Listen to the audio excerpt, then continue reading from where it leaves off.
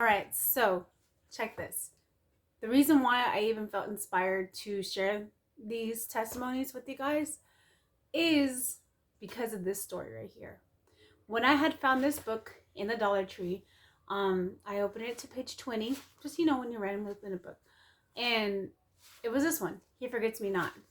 So around this time, I was having a lot of synchronicity around forget me nots. Now, this is what this story entails about the flower forget me nots. Now, forget me nots, there's like two stories to it. One has to say with God was walking through the Garden of Eden, and he saw the most beautiful flower there, and he asked the flower, "What is your name?" And the flower said back to God, I don't know my name. I forgot my name."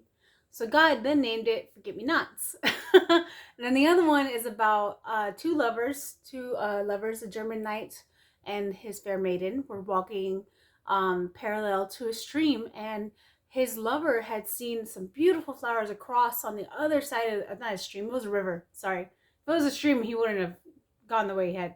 Well, anyway, he went to go fetch the flowers for his fair lady. And as he did so, the current caught him, and he went downstream. And as he was, being rushed downstream, he told his lover, "Forget me not." So I guess in correlation to the name, that's where Forget Me Nots got the name. Forget Me Nots are very symbolic too. Their medicine, as well as symbolism, is very rooted to the heart chakra, as well as it's very symbolic for lovers, and it's a very touching and sentimental flower indeed. So let's go ahead and get into this, okay? I felt discouraged. For the last 2 years, my husband and I had tried to respond to a call to minister in Canada. Our visas had been declined, and we questioned our call to Canada. We always sensed that we were meant for something more, but felt frustrated our life lacked any physical evidence of this. On the second attempt, our visas were approved, and I finally prepared to leave my workplace. The months of dealing with the unknown had left me desperate for God to reach into my life in a tangible way. One spring evening, as our days in England were coming to an end, I stepped off the train on my way home from work. It was a beautiful day. I took a deep breath, breathing in the fresh spring air. As I crossed the bridge to meet my husband, something blue caught my eye. My eyes rested upon forget-me-not flowers, growing by the side of the road. Doesn't it say somewhere in the Bible that God will not forget us?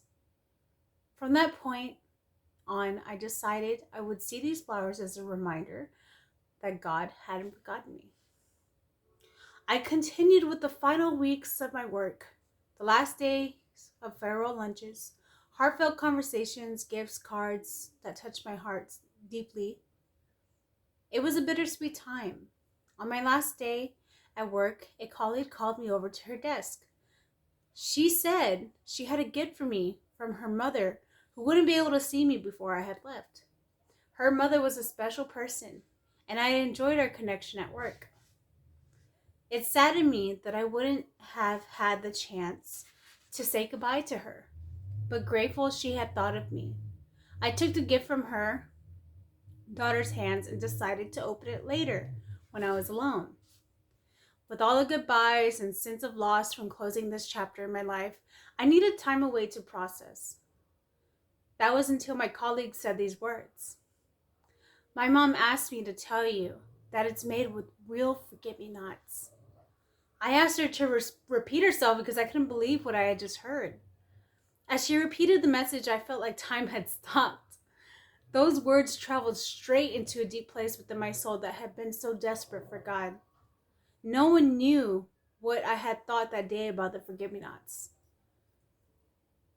Not even my husband. Only God knew. I thanked the girl and quickly returned to my desk. Clasping the gift in my hand, I unwrapped it, revealing a dark blue box made with real flowers, embossed in the silver on the lid. I slowly opened the box to reveal a small cross on a silver chain. As I lifted the necklace, I could see that the inside cross was real forget-me-not flowers. I could have just burst into tears in that moment. I had been so desperate for God's encouragement, for Him to reach into my world and reassure me after so much uncertainty. I knew that this was God telling me, I have not forgotten you. He knows just how to drop everything into your life. A simple word someone says, a gift, a card, a sunrise, a forget-me-not. To reach into your heart and to remind you that you are loved and God has not forgotten you.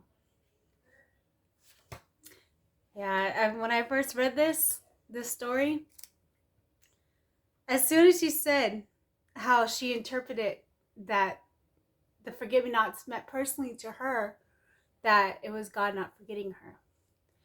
See, in shamanism, at least what I'm understanding, is that we take every single living thing on this earth, whether it be an animal, as you see on the background behind me, whether it be a plant or a feather, something that has some sort of symbolism, we personally interpret it because this is our personal journey. Not what one says, what something else means can make sense to us on our soul's deepest levels and desires. We have to personally go within and interpret what things mean around us in order to navigate through our lives, in order to hear the message from Source, from God, from the universe. So yeah, this is a very beautiful story. And honestly, yeah, around that time, I was having so much synchronicity around forget-me-nots. I kept seeing them. I kept, like seeing them symbolically, be randomly showing up like on my phone, online, through Instagram or YouTube, or people will be talking about them, or I hear about it on the radio. Shoot, this one day when it came up like 5 times in a row, I remember that song by Frank Sinatra came on, that Forget-Me-Not song. Just a couple of tots, something, forget-me-nots. Anyway, so that song was on there, and I just, yes, as soon as this book came in around that time, I was like, yeah, that to me felt like a reminder from the universe that, hey, you're not forgotten. I didn't forget about what you wanted. I didn't forget about what you've been working for. So anyway, I really hope you enjoyed this weekly miracle, and it has brought you some peace, and a reminder to just rest easy, because you're not forgotten.